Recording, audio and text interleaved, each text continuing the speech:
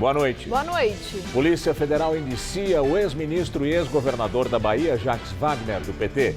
Ele é acusado de receber propina das empreiteiras OAS e Odebrecht, responsáveis pelas obras da Arena Fonte Nova, em Salvador.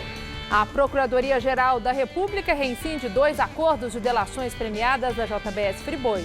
Wesley Batista, um dos donos do frigorífico, e Francisco de Assis e Silva, sócio do grupo, são acusados de esconder crimes.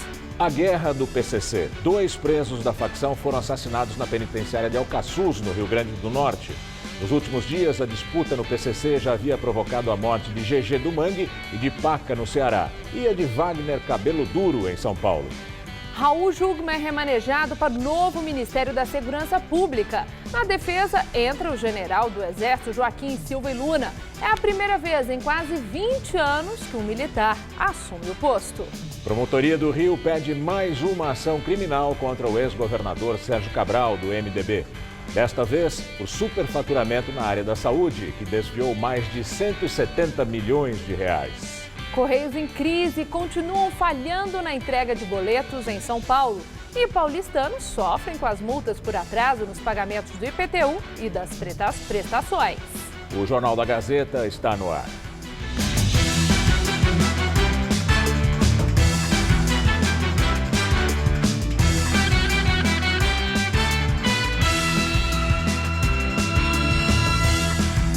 Prometida pela Prefeitura para 2015, a Fábrica do Samba de São Paulo ainda está em obras. O projeto é alvo de investigação no Tribunal de Contas do município e também de uma ação civil pública.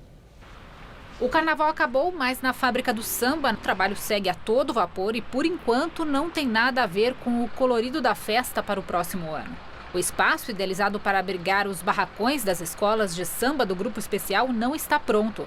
A licitação foi feita em 2011 pela gestão de Gilberto Kassab, então do DEM, agora do PSD. As obras começaram em 2012 com o prefeito Fernando Haddad, do PT. No ano passado, o prefeito João Dória, do PSDB, se comprometeu a finalizar e entregar o espaço em setembro de 2018. Mesmo inacabada, a Fábrica do Samba já abriga o barracão de 7 das 14 escolas do Grupo Especial que prepararam lá dentro o carnaval que desfilaram este ano no AMB. Essa ocupação é motivo de questionamento do Ministério Público de São Paulo na Justiça. Em uma ação civil pública que deve ser julgada nos próximos dias, o MP alega que o espaço começou a funcionar sem licenciamento urbanístico, sem auto de vistoria dos bombeiros e sem licença ambiental de ocupação. O promotor do caso, Roberto Luiz de Oliveira Pimentel, chegou a pedir em liminar que as escolas deixassem o prédio antes do carnaval, mas a justiça negou. O Tribunal de Contas de São Paulo também deve questionar a prefeitura sobre problemas na obra. Hoje existem 3 processos em tramitação. Um sobre a licitação de 2010 e outros 2 sobre a execução contratual de 2013. O TCM não informou detalhes do relatório, que deve ser apresentado em plenário em março. A Prefeitura afirma que retomou com recursos próprios as obras do último bloco da Fábrica do Samba em setembro do ano passado. Os trabalhos tinham sido paralisados em junho de 2016 pela gestão anterior por falta de verbas. O custo atual é de quase 158 milhões de reais, sendo que 40 milhões vieram do governo federal. 2 serviços adicionais contribuíram para elevar os custos, um de sustentação do solo e outro de instalação de redes de sparkling. Na nota de hoje, em contradição com a informação que divulgou em novembro, a Prefeitura afirmou que 3 galpões e o prédio administrativo têm previsão de conclusão em 2019. Ou seja, as obras não vão terminar neste ano. A gestão de João Dória destaca que, ao negar a liminar pedida pelo Ministério Público, a Justiça afirmou que exigir o autolicenciamento do município é providência absolutamente inócua, porque ele é o próprio licenciador. Moradores da Zona Leste de São Paulo reclamam do atraso na entrega de correspondências pelos Correios. Os boletos de cobrança, como carnês do IPTU, têm chegado depois do vencimento. Uma dor de cabeça para os moradores multados por atrasos no pagamento. O boleto do IPTU da residência do seu Iraci deveria ter chegado no dia 15 de janeiro, mas ele diz que só chegou no dia 15 de fevereiro. A sorte é que ele é isento do pagamento do imposto por causa da idade. É uma obrigação do Correio, nos entregaram as nossas correspondências, por isso pagamos imposto por isso. E aconteceu a mesma coisa com outros moradores de Itaquera, na zona leste da capital. O IPTU da Anne também não chegou. A conta de celular até veio, mas com atraso, e ela teve que pagar multa. A saída foi colocar todas as outras contas em débito automático. Nós fomos informados que o nosso carteiro ele estava com problema de coluna. Então foi disponibilizado um rapaz, que ele nem é daqui da região, para fazer esse serviço. Mas assim, durante um mês ele passou uma vez. Segundo os vizinhos, os atrasos acontecem desde dezembro passado. O seu Dario só não se deu mal porque imprimiu uma segunda via do IPTU pela internet e fez o pagamento a tempo. Eles falaram que está com falta de funcionários. Está complicado, porque não é só comigo. Tem vários vizinhos aí que tem boletos para pagar, tudo, e não vem os boletos. Entendeu? E o pessoal, todo mundo aqui reclamando. Segundo a Prefeitura, o cronograma do IPTU foi divulgado no começo de janeiro no Diário Oficial do município, no site da própria Prefeitura e também em jornais de grande circulação aqui da cidade. Só que depois da emissão dos documentos, a Prefeitura alega que não tem como rastrear a emissão pelas agências dos Correios e também não é possível verificar eventuais problemas na distribuição. O Sindicato dos Trabalhadores dos Correios explica que os problemas não se restringem à capital. Os atrasos no país todo seriam reflexo da falta de funcionários, pois, segundo a entidade, o último concurso público foi em 2011. Só na Grande São Paulo seriam 4.000 funcionários a menos. Os carteiros relatam que eles não conseguem ir todos os dias para a distribuição, né?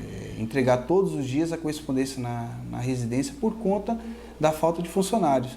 E aí acaba atrasando 1, 2 dias. Isso é ruim para o próprio trabalhador que tem trabalhado sobrecarregado e para a empresa também, para a imagem da empresa, né?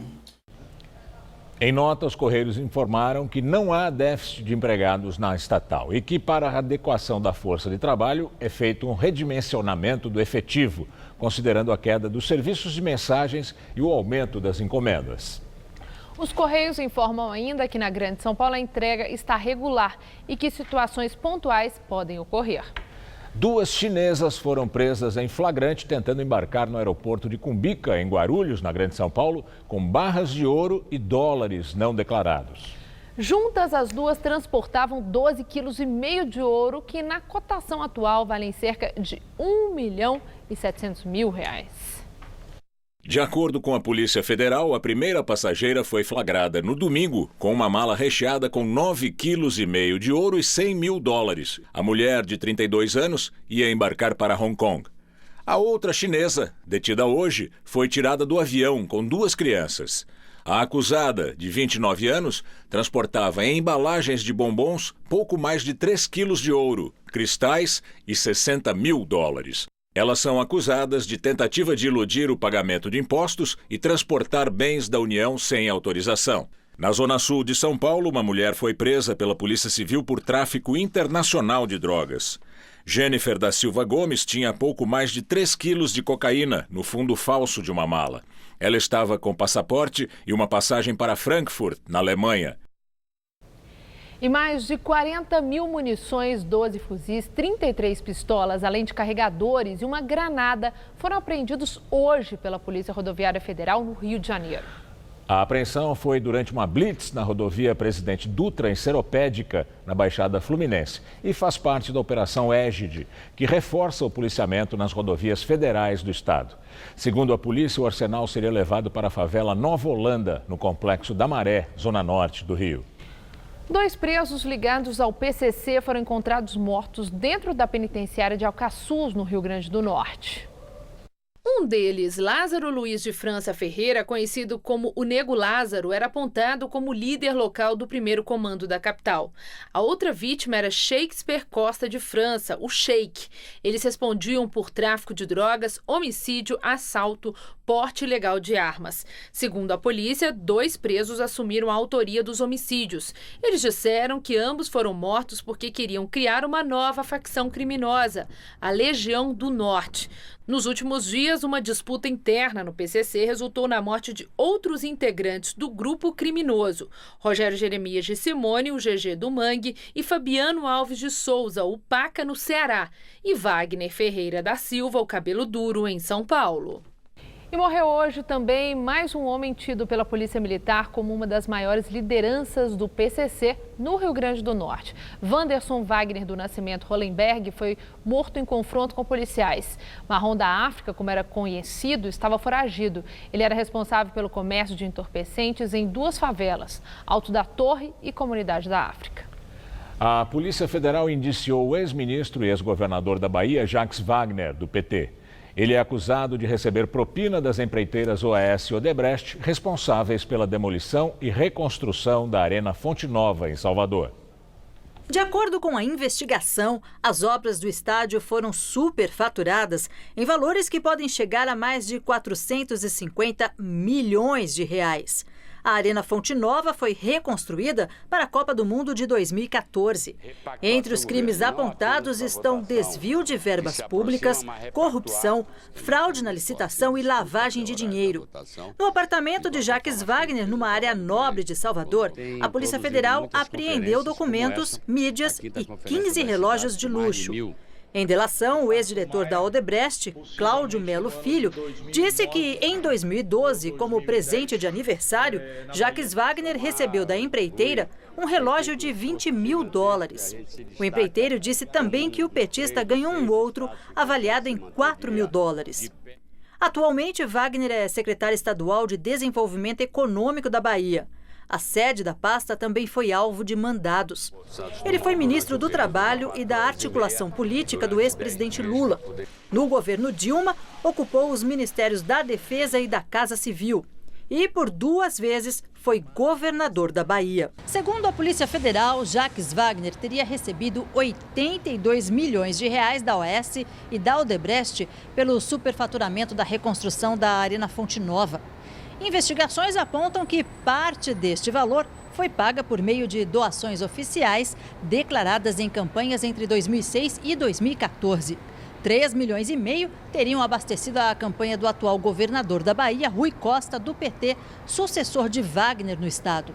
O Ministério Público chegou a pedir a prisão de Jacques Wagner, mas a decisão foi negada pela Justiça. De acordo com a PF, cerca de R$500 mil teriam sido entregues ao petista na casa da mãe dele, no Rio de Janeiro. Além de Wagner, também foram alvo da Operação Cartão Vermelho o atual secretário da Casa Civil da Bahia, Bruno Dauster, e o empresário Carlos Daltro. Ambos são ex-funcionários do Grupo OAS. Eles também foram indiciados pela Polícia Federal. O ex-ministro é um político influente no PT.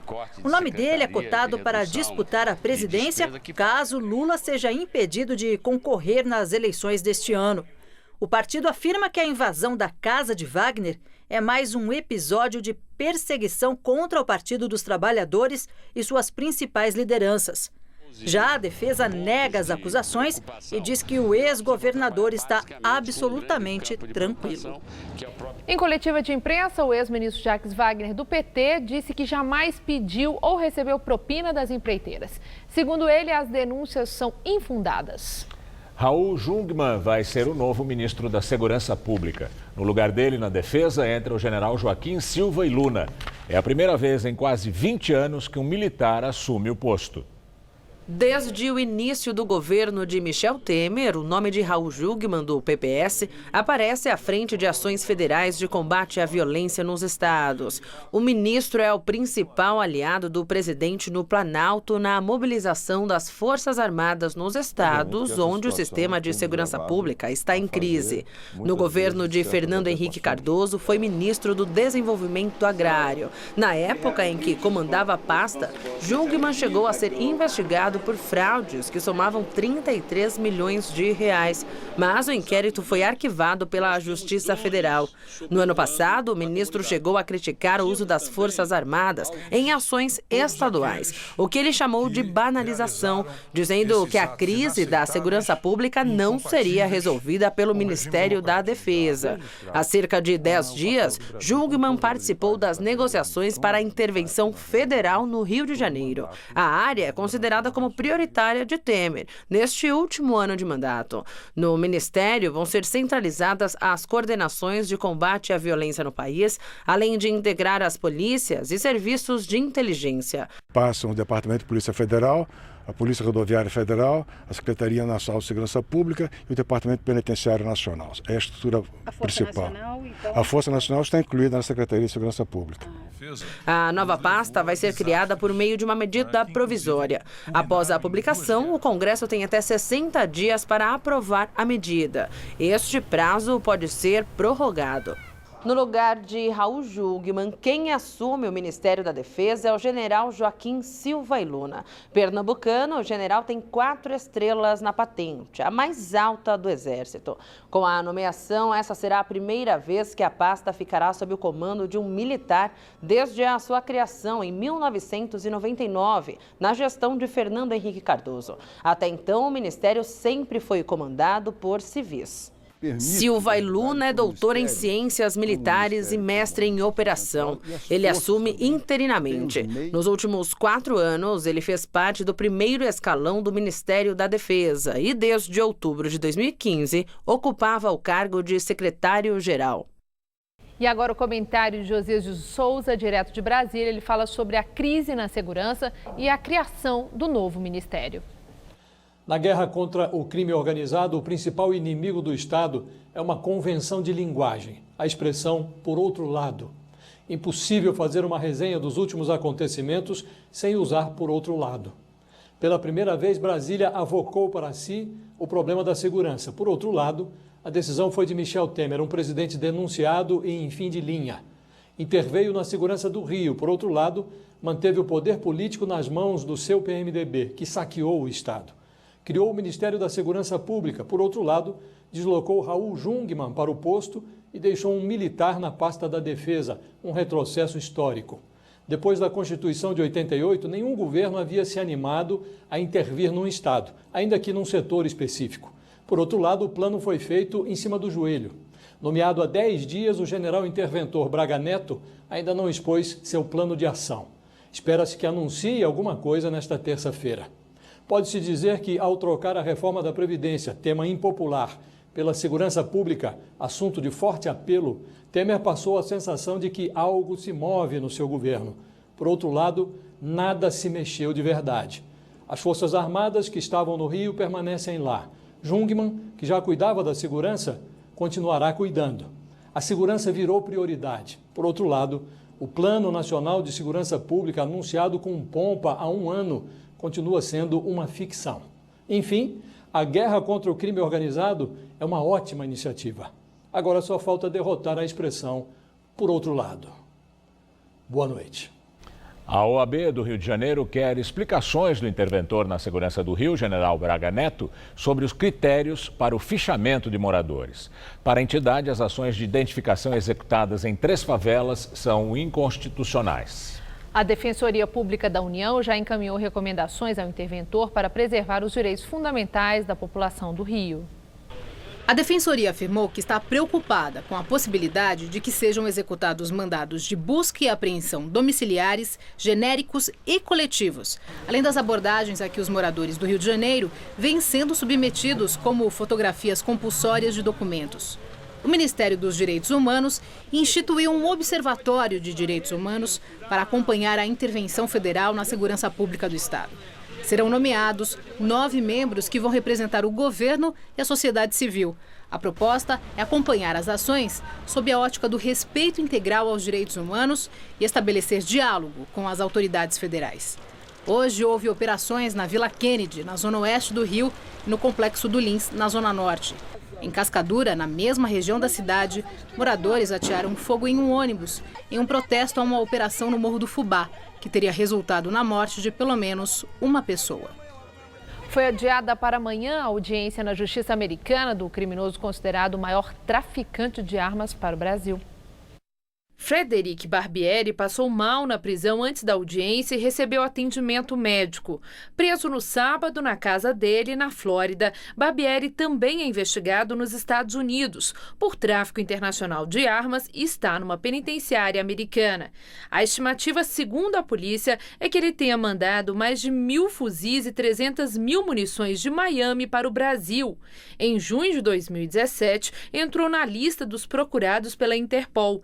Foi ele ele também que em maio do ano passado teria enviado para o aeroporto do Galeão, no Rio de Janeiro, uma carga de aquecedores de piscina recheada com 60 fuzis. Foi a maior apreensão de armas feita no Brasil em 10 anos. A Procuradoria-Geral da República rescindiu hoje os acordos de delação premiada firmados com o empresário Wesley Batista, um dos donos do frigorífico JBS Friboi, e de Francisco de Assis e Silva, ex-executivo e sócio do grupo. Eles são acusados de omitirem informações sobre crimes praticados durante o fechamento do acordo. Segundo a PGR, Wesley Batista e Francisco de Assis descumpriram termos do acordo de colaboração e omitiram de forma intencional fatos criminosos que conheciam quando fecharam a delação premiada com o Ministério Público. No parecer enviado ao Supremo Tribunal Federal, a Procuradora-Geral Raquel Dodge afirma que as investigações revelaram que, no momento do fechamento das colaborações, os dois executivos deixaram de informar fatos ilícitos, como a prestação de serviços ao grupo empresarial pelo então Procurador da República, Marcelo Miller. Na época do acordo, Miller era braço direito de Rodrigo Janot na PGR, mas o próprio órgão acusa o procurador afastado de ter agido para favorecer os empresários do grupo Friboi e facilitar os acordos de delação premiada na entidade. Esse ato, segundo Raquel Dodge, configura corrupção ativa pela cooptação de funcionário público mediante vantagem indevida para a prática de atos ilícitos. Também pesou contra Wesley Batista o fato de ele supostamente ter se antecipado à repercussão dos fatos revelados para lucrar no mercado financeiro. O grupo JBS comprou dólar antes de o acordo ser divulgado. A moeda americana disparou quando as denúncias vieram à tona. O grupo também lucrou no pregão da Bolsa de Valores, vendendo e depois comprando ações de uma das empresas da holding JIF, comandada pela família Batista. Em setembro do ano passado, a PGR já tinha rescindido o acordo de delação premiada de Wesley Batista e Ricardo Saldi, que foram flagrados em conversas gravadas por eles mesmos. Nas gravações, eles falavam sobre crimes não revelados aos procuradores federais e também sobre a participação de Marcelo Miller no fechamento da delação premiada. A rescisão dos acordos precisa agora ser homologada pelo ministro Edson Fachin, relator do caso no Supremo. Ele ainda não tomou uma decisão sobre o assunto, já que a Justiça ainda não se posicionou em relação aos processos que envolvem Marcelo Miller e a suposta manipulação do mercado financeiro por parte dos membros da família Batista. Fachin pode ainda deixar a decisão final para o plenário da Corte. Com a rescisão, os acusados perdem os benefícios, mas as provas obtidas podem continuar sendo usadas nos processos. Wesley Batista, que ficou preso de forma preventiva por 5 meses, foi solto na semana passada por decisão do STJ. Ele cumpre medidas cautelares, mas não usa tornozeleira eletrônica por falta do equipamento. O irmão dele, Joesley, continua detido na carceragem da Polícia Federal em São Paulo. A Procuradora-Geral da República, Raquel Dodge, pediu ao Supremo Tribunal Federal uma ordem judicial para que o diretor-geral da Polícia Federal, Fernando Segovia, não dê declarações a respeito de inquéritos em curso, sob pena de afastamento do cargo. O requerimento foi feito no inquérito dos portos, que investiga se um decreto do presidente Michel Temer beneficiou a empresa Rodrimar. Em entrevista à agência Reuters, Segovia tinha afirmado que a tendência é o arquivamento da investigação contra o presidente Temer envolvendo o decreto dos portos. A procuradora-geral afirmou na petição que quaisquer manifestações a respeito de apurações em curso contrariam os princípios que norteiam a administração pública, em especial o princípio da impessoalidade e o da moralidade. Daqui a pouco, Maria Lídia Flandre entrevista o arquiteto e urbanista Fernando Túlio Salva Rocha Franco sobre as mudanças na lei de zoneamento de São Paulo. Foi inaugurada hoje a nova sede da Secretaria Municipal da Fazenda de São Paulo. O prédio, tombado pelo patrimônio histórico, abrigou por 54 anos o Otton Palace, que chegou a ser considerado um dos melhores hotéis do mundo. Hoje, o prefeito João Dória, do PSDB, disse que mais de 1.300 imóveis públicos vão ser vendidos na Bolsa de Valores. As obras começaram em 2015 e custaram à prefeitura cerca de 64 milhões de reais, 20 milhões a mais do que a previsão inicial. Os recursos vieram do BNDES. Dos 25 andares, 10 estão prontos, além de 2 subsolos. E alguns servidores já estão trabalhando. As instalações tiveram que ser totalmente adaptadas para receber a Secretaria da Fazenda. Nada mais lembra o antigo hotel. As paredes dos apartamentos foram demolidas e os pavimentos se transformaram em grandes salas. O formato das janelas, as pastilhas das paredes e o revestimento de mármore italiano na fachada são originais. Uma das principais mudanças ocorreu no subsolo, onde funcionava a boate do Otton Palace. Aqui foi construído um ambiente ultra seguro, com acesso restrito. É um grande cofre projetado para resistir a incêndios, inundações e explosões. A chamada Sala Forte guarda todas as informações sobre a vida financeira da prefeitura, além de dados sigilosos de todos os contribuintes do município. Com a transferência da Secretaria da Fazenda aqui para o prédio, a prefeitura espera economizar cerca de 7 milhões de reais por ano só com aluguel pago em outros imóveis que abrigavam a pasta. Até abril, todos os 1.300 servidores da secretaria já vão estar trabalhando aqui. Em 2008, o hotel faliu e o imóvel foi declarado pela Prefeitura de São Paulo de utilidade pública. O prefeito João Dória, do PSDB, participou da inauguração da nova sede, que deveria ocorrer em dezembro do ano passado. Disse que a administração negociou o aluguel de todos os imóveis que são utilizados pela prefeitura e que alguns prédios do município serão vendidos. A prefeitura está formando um fundo imobiliário com mais de 1.300 imóveis que serão vendidos e vendidos em pregão na Bolsa de Valores de São Paulo. Com isso, nós vamos reduzir muito despesas de condomínio, manutenção, segurança e evitando também a ocupação irregular desses edifícios. Mesmo com a confirmação de que uma mulher pegou febre amarela em Guarulhos, na Grande São Paulo, a procura pela vacina ainda é pequena na cidade. Segundo a prefeitura, até agora foram imunizadas 780 mil pessoas, apenas a metade da população. Circula nas redes sociais a informação de que técnicos da Sabesp pedem para entrar em imóveis para fazer vistoria contra a febre amarela. A Sabesp divulgou um alerta de que essa informação é falsa. A companhia afirma que só vai às casas quando é pedida e não faz inspeções para identificar criadouros de mosquitos. Por causa da chuva que atingiu São Paulo agora à tarde, o Centro de Gerenciamento de Emergências colocou toda a cidade em estado de atenção. A capital, neste momento, tem 7 pontos de alagamento transitáveis. Na Zona Leste, o Corpo de Bombeiros fez buscas por uma criança num córrego na Vila Matilde. Os trabalhos foram interrompidos por falta de condições técnicas. Pois é, São Paulo começou a semana debaixo d'água, né, Gamberim? E não foi uma chuvinha qualquer, não. Boa parte da capital ficou em estado de atenção no começo da tarde. Vamos ver como fica o resto da semana com Mariana Armentano.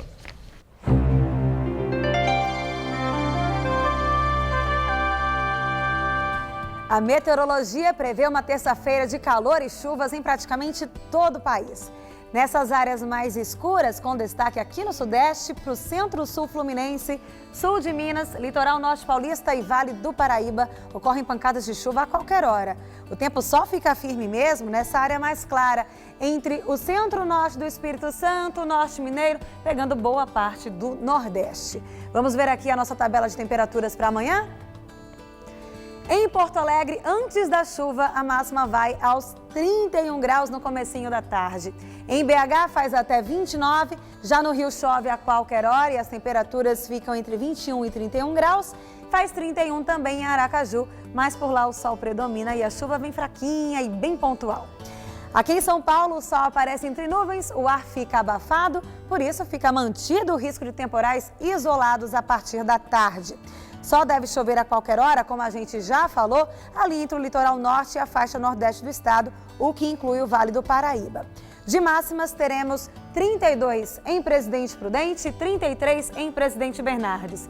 Na cidade de Araraquara, mais ao centro do estado, também chega a fazer 33 graus amanhã. E na faixa leste, a máxima fica ali em torno dos 30 graus em São José dos Campos e também nas cidades de Campinas e Sorocaba. Para a capital, o guarda-chuva é item indispensável ao longo de toda a semana, viu? Assim como hoje, as chuvas acontecem a partir da tarde. Nessa terça-feira teremos mínima de 20 e máxima de 28. Aí na quarta esquenta mais, chega a fazer até 30 graus à tarde. E na quinta-feira os termômetros ficam ali entre 21 e 29 graus, bem abafado por aqui. Uma forte e rara nevasca atingiu hoje a região central da Itália. O mau tempo provocou o cancelamento de voos e o fechamento de escolas em Roma. Foi a primeira vez nos últimos 6 anos que Roma ficou coberta de neve. O exército foi convocado para limpar as ruas. Apesar de muitas dificuldades no turbulento trânsito romano, italianos e turistas curtiram a neve e a beleza do Coliseu e da Praça de São Pedro, no Vaticano, cobertos de branco. A onda de frio siberiano, que chegou ontem à Itália, derrubou a temperatura até 20 graus abaixo de zero em algumas regiões. A previsão é que a neve continue a cair nesta semana em Roma. De acordo com a Organização Meteorológica Mundial, a temperatura mínima no sul da Europa nesta semana deve ser de 0 grau. 2 dias depois da ONU aprovar um cessar-fogo de 30 dias, a região síria de Ghouta Oriental voltou a ser bombardeada hoje. Pelo menos 9 pessoas, entre elas 3 menores e uma mulher, morreram no bombardeio do subúrbio de Damasco. Partidários do governo de Bashar al-Assad dizem que os radicais sunitas usam civis como escudo humano. O secretário-geral da ONU, Antônio Guterres, descreveu a violência na região como um inferno na terra e afirmou que vai dialogar com os lados envolvidos no conflito para implementar o cessar-fogo de 30 dias e garantir a entrega de ajuda humanitária e a retirada dos feridos do enclave sírio, controlado por rebeldes. O presidente russo Vladimir Putin propõe uma pausa nos bombardeios de 5 horas por dia. A Rússia argumenta que suspender os bombardeios por um mês aumentaria a capacidade militar dos radicais sírios. O Ministério Público Estadual do Rio de Janeiro propôs hoje mais uma ação criminal contra o ex-governador Sérgio Cabral, do MDB, acusado de um esquema no setor de saúde que desviou mais de 173 milhões de reais. Foram identificados sobrepreços de até 6.000% na compra de materiais pela Secretaria Estadual de Saúde Fluminense, entre os anos de 2017 e 2014, na gestão de Sérgio Cabral e Luiz Fernando Pezão no governo do estado. Segundo os promotores, o sistema de pagamento de propinas seguia o modelo de outras secretarias, em que Sérgio Cabral ficava com 5% de todos os contratos. O ex-secretário de Saúde, Sérgio Cortes, ficava com 2%. 1% era repassado para conselheiros do Tribunal de Contas do Estado, que tinham a obrigação de fiscalizar os contratos e faziam vistas grossas. No total, o esquema teria desviado mais de 173 milhões de reais, de acordo com o Ministério Público Fluminense.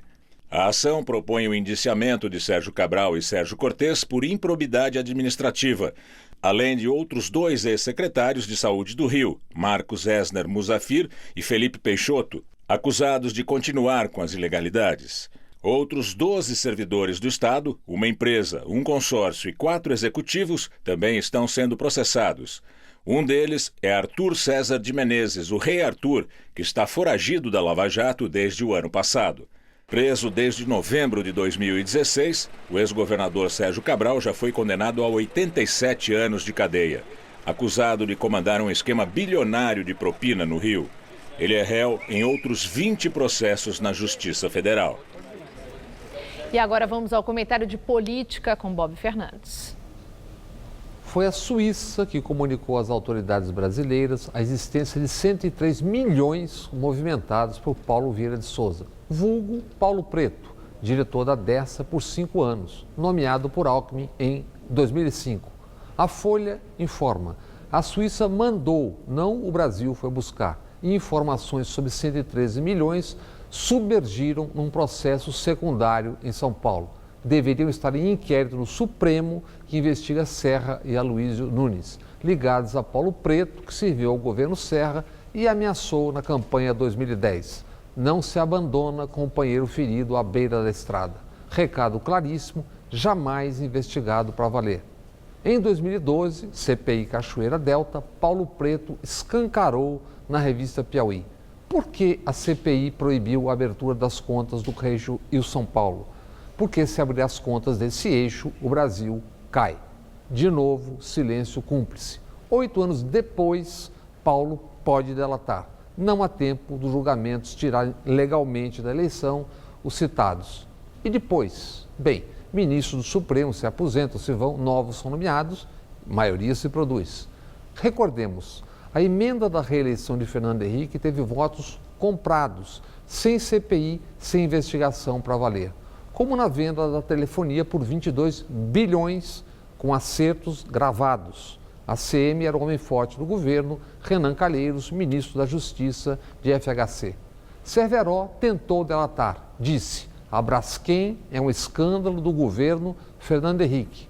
A autoridade que o via fez Cerveró mudar de assunto. Como Lula, Fernando Henrique tem um instituto. O de Lula, investigado por tudo e todos.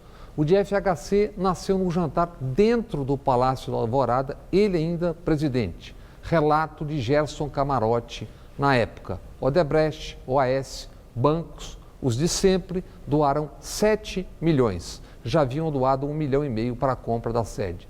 Cerveró, Instituto FHC, alega-se o de sempre quando Tucanos já prescreveu. Mas não prescreve para o jornalismo. Doadores, os de sempre, estão todos aí.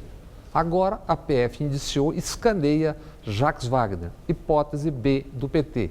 Lula luta para não ser preso e Fernando Henrique assiste concertos musicais de camarote. Na última quinta, Vila Lobos, na Sala São Paulo. Boa noite. O Partido Comunista da China, o único permitido no país, quer acabar com o limite de 2 mandatos para presidente. Se a mudança for aprovada no parlamento em março, o presidente Xi Jinping, que está no fim do seu primeiro mandato, pode ficar no poder indefinidamente. Xi, de 64 anos, já tem a reeleição garantida. Desde que assumiu o comando da China em 2013, Xi promoveu uma reorganização do partido, o que aumentou seu capital político dentro e fora do país. Ele é considerado hoje o líder mais poderoso da China nos últimos 40 anos, desde Mao Tse-tung, fundador e o primeiro dirigente da República Chinesa. E agora, as notícias do esporte com Estela Gontijo e Celso Cardoso. Depois do esporte, Maria Lídia entrevista ao vivo o arquiteto e urbanista Túlio Franco, presidente do Instituto dos Arquitetos do Brasil, aqui em São Paulo. E o Corinthians levou a melhor sobre o Palmeiras no clássico do fim de semana pelo Paulistão, onde o São Paulo saiu novamente sem vencer, acendendo o alerta de demissão para o técnico Dorival Júnior. Celso, muito boa noite para você. Boa noite, Estela. O São Paulo empatou em 0-0 com a Ferroviária em pleno Morumbi. Mais um resultado ruim para o técnico de São Paulo, já são 3 partidas sem vencer. O Corinthians, por outro lado, fez valer um mando de campo contra o Palmeiras e venceu o clássico. Confira os gols da rodada. No jogo mais aguardado deste início de temporada no Paulistão, Rodriguinho abriu o placar com um golaço no primeiro tempo para os donos da casa. 1-0 Corinthians. Na sequência, o juiz apitou pênalti de Jailson e René Júnior, dando cartão vermelho para o goleiro palmeirense. O ato gerou polêmica e tumulto entre os atletas palmeirenses. Apesar da discussão, Jadson cobrou o pênalti para fora. 20 minutos depois, novo pênalti para o Corinthians. Desta vez, Dudu em Rodriguinho. Cleison cobrou e fez o segundo dos donos da casa. Corinthians 2, Palmeiras 0, placar final. O Santos recebeu o Santo André na Vila Belmiro e Gabigol fez o 4º gol dele na volta ao time da Baixada, abrindo o placar. No segundo tempo, Domingos erra a saída e Eduardo Sacha rouba a bola para bater firme na saída de Neneca. Final, Santos 2, Santo André 0. Celso, falando de Corinthians e Palmeiras, você disse aqui que o Corinthians tinha um leve favoritismo, né? E deu Corinthians. Deu Corinthians, jogou bem, o Fábio Carille mexeu bem no time, uma nova formação tática, sem um centroavante, um atacante de referência, e acabou levando a melhor sobre o Palmeiras. Ganha motivação, ganha moral, ganha confiança para a estreia na Libertadores contra o Milionários. E no Palmeiras, né, fica aí acesa a luz amarela. O Palmeiras também tem estreia na Libertadores nessa semana. E agora vamos falar de futebol internacional. O Paris Saint-Germain venceu fácil ontem o Olympique de Marselha por 3-0 pelo campeonato francês. Mas a vitória do time de Paris ficou em segundo plano, já que o brasileiro Neymar torceu o tornozelo e saiu, gente, de do campo de Maca foi muito preocupante, né, Celso? Sim, Estela, foi sim, preocupação para a seleção brasileira, claro. mas já que estamos aí há pouco tempo da Copa do Mundo, claro. Pouco mais de 100 dias, mas claro, a recuperação do Neymar tende a ser muito mais rápida. Segundo o canal inglês Sky Sports, apesar dos exames feitos ontem e hoje não apontarem qualquer lesão ligamentar mais séria, o camisa 10 do Paris Saint-Germain não deve conseguir retornar a tempo do duelo contra o Real Madrid, dia 6 de março. De acordo com a emissora, o prazo para a recuperação do atacante será de pelo menos 3 semanas, o que tiraria o craque do duelo pela Liga dos Campeões da Europa, principal aposta do atacante brasileiro, quando deixou o Barcelona e migrou para o time francês. Ai, uma lesão assim sempre preocupa. Fala 3 semanas, depois não se recupera. Mas ainda existe a possibilidade e a esperança que ele possa jogar contra o Real Madrid. O Paris Saint-Germain depende muito disso. Torcer para o Neymar. É isso aí. Muito obrigada. Boa noite, até amanhã. É com você, Gamberini. A arrecadação de impostos, contribuições e outras receitas federais passou dos 155 bilhões de reais em janeiro. Segundo dados divulgados hoje pela Receita, houve uma alta real acima da inflação, portanto, de 10% em relação ao mesmo mês do ano passado. Na comparação com dezembro de 2017, o aumento foi de 12,5%. A Receita Federal informou que esse é o melhor resultado para meses de janeiro desde 2014. Vamos agora ao comentário de economia com Denise Campos de Toledo. A semana começou com indicadores bem positivos para a economia brasileira. Teve esse crescimento da arrecadação, que é um termômetro da própria retomada do crescimento da economia. Mesmo sem receitas extraordinárias, como o parcelamento do Refis, a arrecadação está avançando mais que a inflação. Também se percebe a retomada na composição das contas externas, que tiveram um déficit de 4 bilhões e 310 milhões de dólares em janeiro, o menor para o mês desde 2014 também. Nesse caso, a retomada se revela, por exemplo, no crescimento de quase 27% nos gastos de brasileiros no exterior sobre janeiro do ano passado. Também no aumento das exportações e do saldo comercial, que chegou a quase 2 bilhões e 400 milhões de dólares, e na atração de investimentos estrangeiros, que superou muito as previsões, demonstrando que mesmo com todas as incertezas em relação ao quadro fiscal e às eleições, ainda se aposta muito nas oportunidades e no potencial do país. Até o relatório Focus, também divulgado hoje pelo Banco Central, veio no embalo positivo, com aumento para 2,89% da projeção do mercado para a expansão da economia este ano, sendo que o governo já prevê 3%. Agora é importante observar que estamos falando de melhora sobre uma base ainda fraca, com todos os reflexos da fase recessiva da economia. O país está longe de recuperar tudo que perdeu. Para esse crescimento ter sustentação em prazo mais longo, não ser mais um voo de galinha, como se diz, é preciso promover mudanças estruturais nas finanças públicas que passam pela reforma da Previdência. Não dá para esquecer esse tema. Não é esse aumento de arrecadação que estamos vendo que vai colocar as finanças em ordem e fazer o Brasil voltar a recuperar o selo de bom pagador. E as limitações vão além disso. Há necessidade também de um aumento forte dos investimentos em infraestrutura, na produtividade das empresas, com mais geração de empregos. O Brasil está só no começo da virada do cenário de crise. Respira melhor, mas ainda não está preparado para grandes voos. Boa noite. Daqui a pouco, Maria Lídia Flândula entrevista o arquiteto e urbanista Fernando Túlio Salva Rocha Franco sobre as mudanças na lei de zoneamento de São Paulo. Até já. A polêmica sobre as mudanças na lei de zoneamento de São Paulo propostas pela Prefeitura é o tema da entrevista do dia com Maria Lídia Flândula. Entrevisto o arquiteto urbanista Fernando Túlio Salva Rocha Franco, que é presidente do Instituto dos Arquitetos do Brasil, São Paulo. Muito obrigada por estar aqui num momento que chama a atenção. Mais de 160 entidades em São Paulo subscreveram uma carta aberta contra a proposta de revisão da Lei do Zoneamento em São Paulo. Proposta é essa apresentada pela gestão João Dória. Eu quero começar por aí.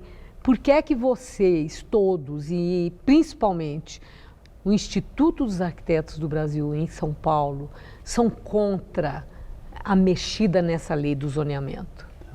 Bom, boa noite. Em primeiro lugar, é importante destacar que tem 3 elementos que estão presentes na carta. O primeiro trata do processo participativo. qualquer lei que interfere no futuro da cidade deve envolver um debate com os cidadãos como um todo. O segundo elemento é em relação aos impactos das propostas, né? Tanto do ponto de vista da mobilidade, impacto na habitação social, nos recursos públicos, impactos relacionados à mobilidade urbana, às enchentes e problemas que a cidade vive. E o terceiro são os estudos técnicos que levaram a Prefeitura a apresentar essas propostas. O debate entre a universidade, setores da sociedade civil estão muito preocupados em compreender os dados e os elementos que subsidiaram essas propostas. Agora é interessante que a Prefeitura já se manifestou sobre essa reação de tantas entidades, primeiro dizendo que vocês não leram a proposta completamente da Prefeitura. Então, possivelmente, na Prefeitura se acredite que vocês não saibam sobre o que estão se colocando contra. E a outra questão que a Prefeitura coloca é que essa revisão se impõe, porque da maneira como a lei foi aprovada há 2 anos, é muito complicada, é uma lei complexa e muito difícil dessa lei ser implementada, ela precisa sair do papel, então precisa ser revista. Esses argumentos têm fundamento para vocês? Olha, tem 2 debates. Um debate é o debate da aplicabilidade da lei, ou seja, uma lei não pode ficar no papel, ela tem que se converter em melhorias para a cidade. Esse é um debate específico.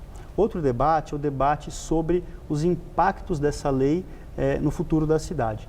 O que acontece? Acontece que, desde 2004, o mercado imobiliário produziu, até a revisão do plano diretor da cidade, 100 bilhões de reais. Parte desses recursos, eles vão para um fundo público, um fundo que chama Fundo de Urbanização, e esse fundo ele é destinado a investir em melhorias urbanísticas na cidade como um todo. O que é isso? Em calçadas, em ciclovias, em praças, parques, creches e tudo mais. Bom, um dia como hoje, né, quem mora em São Paulo, com essa chuva, com o trânsito, tem certeza do quanto é necessário investimento para tornar a cidade mais viável, né? Sim, a gente vive numa cidade, né, que é muito desequilibrada. E para que a gente possa reduzir o que os técnicos chamam de externalidades negativas, porque é muito bom viver na cidade, porque você consegue, né, ter uma série de facilidades, serviços, uma vida ativa culturalmente, lazer e tudo mais. Mas a hora que você não organiza e não planeja isso bem, você gera uma série de problemas. A poluição atmosférica, o trânsito, né, as enchentes. E o que acontece? Acontece que, por exemplo, então esses 100 bilhões que foram produzidos na construção, uma parte disso foi para o fundo, 1 bilhão de reais, ou seja, 1%. E esse recurso é um recurso que é investido nas áreas que são mais carentes para equilibrar as dinâmicas da cidade e melhorar essas condições. Acontece que a Prefeitura está apresentando uma proposta de reduzir de 30%, chegando facilmente em 50%. Para os próximos 15 anos, até 2029, quando o plano diretor vai estar valendo, esses recursos, se a gente pegar essa série histórica desde 2004, isso vai representar aproximadamente 2 bilhões de reais, porque é uma média de 150 por mês. Com isso, 2 bilhões de reais, a gente está falando em 10 hospitais, em 40 CELs, e isso a menos na cidade gera um prejuízo para o futuro dela. Então, os técnicos dos vários grupos, os ambientalistas, os urbanistas, os cicloativistas, esses grupos todos estão preocupados com essa questão. Inclusive, amanhã, isso que a gente estava conversando um pouco antes, o IAB, o Instituto de Artes do Brasil, organizou um debate sobre o tema. Amanhã é aberto ao público? É um debate aberto ao público, vai haver também transmissão na página do Facebook do IAB e lá terão vários membros de universidades, especialistas para debater esse tema. Vocês convidaram alguém da Prefeitura? Convidamos a Prefeitura. E confirmaram presença? Ainda não. Provavelmente, imagino que a secretária esteja presente, se não algum técnico deva ir. Certo. Agora, vamos falar o endereço, né, do Instituto dos Arquitetos. Quem está nos vendo agora que possa ter ficado interessado e queira participar, é aberto ao público.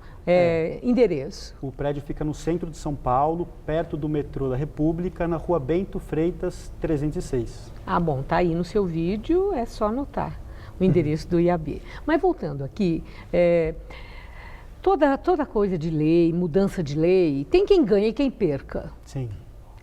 Quem é o grande perdedor? Olha, nesse caso, é a cidade por dois aspectos. Primeiro, que eu já falei dos recursos públicos que vão deixar de existir para investimento e melhorias nas áreas mais vulneráveis. E, em segundo lugar, tem um aspecto importante que é a localização desses novos empreendimentos. Há uma tendência com a liberação do gabarito, que é a altura máxima dos prédios, em 15% da área da cidade, nos miolos de bairro, em que haja uma transferência dessa produção dos novos edifícios para os miolos de bairro e não mais para perto das áreas de transporte público, estação de metrô, corredor de ônibus, que são áreas em que é muito melhor haver um adensamento, mas não um adensamento... Que foi o grande argumento, né, na época em que a lei foi aprovada. Isso, que foi um plano diretor premiado pela ONU. Mas o que acontece? E essa transformação não é uma transformação de qualquer modo. A ideia é que esses novos edifícios eles tenham mecanismos como calçada larga, tetos verdes, fachadas verdes, menos vagas de garagem para poder usar o transporte público que está ali próximo, com isso poder... Sim, isso já existe na lei. Isso já existe. Por exemplo, hoje está... A proposta pretende mudar isso? Sim, mas em que medida? Eu vou dar um exemplo. A questão das enchentes, que a gente estava conversando mais cedo. Chove muito, né? É uma cidade muito impermeabilizada. Essa água que cai nos vários prédios, nos vários edifícios, nas casas, elas rapidamente escoam, porque está impermeabilizado, e vão direto para o rio, ou para a captação de água pluvial. O que acontece? Se cada um conseguir reter um pouco essa água e retardar o lançamento dela, a tendência é que o número de enchentes diminua. E o que acontece? Para isso foi criado um instrumento que chama cota ambiental, que é como se fosse cada edifício tem a sua cota ambiental. Isso, na lei atual, vale para edifícios, para terrenos maiores que 500 metros. Na proposta da Prefeitura, passa para 1.000 metros. Então, o número de terrenos que nos próximos 15 anos teriam que ter esse mecanismo é muito menor. Então, isso é um prejuízo que impacta a enchente, impacta vários outros elementos e daí a preocupação que motivou essa carta de 160 entidades. Bom, para encerrar, então, é importante que você diga, e quem ganha com essa mudança toda? Né? Se quem perde é a cidade, quem ganha? Olha, nesse processo é muito evidente que o setor imobiliário sai beneficiado. E para isso é importante um processo participativo amplo e uma compreensão de que é importante produzir, o desenvolvimento imobiliário ele é importante para a cidade, mas ele precisa estar de acordo com o planejamento que gere benefícios para a mobilidade, para o meio ambiente, para a habitação, que ela seja equilibre, para poder ter uma cidade mais saudável, uma cidade mais humana, uma cidade mais sustentável. Eu agradeço muito, Fernando, seus esclarecimentos sobre um assunto que diz respeito, né, à nossa qualidade de vida na grande cidade, em São Paulo. Muito obrigada. E amanhã, eu lembro ainda, o debate no Instituto dos Arquitetos, às 6h30 da tarde. Obrigada. Boa noite. Gamberini.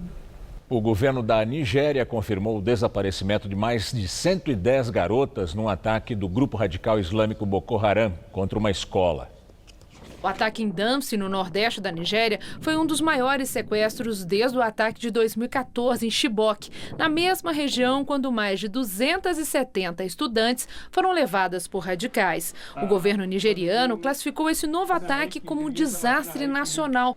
O Boko Haram já matou mais de 20 mil pessoas e forçou cerca de 2 milhões a fugirem de suas casas, numa insurgência que começou em 2009 para criar um califado islâmico na África. O Jornal da Gazeta termina aqui. A edição de hoje pode ser vista no site do Jornal da Gazeta. Mais notícias em nossa edição das 10. Uma excelente noite para você. Boa noite e até amanhã.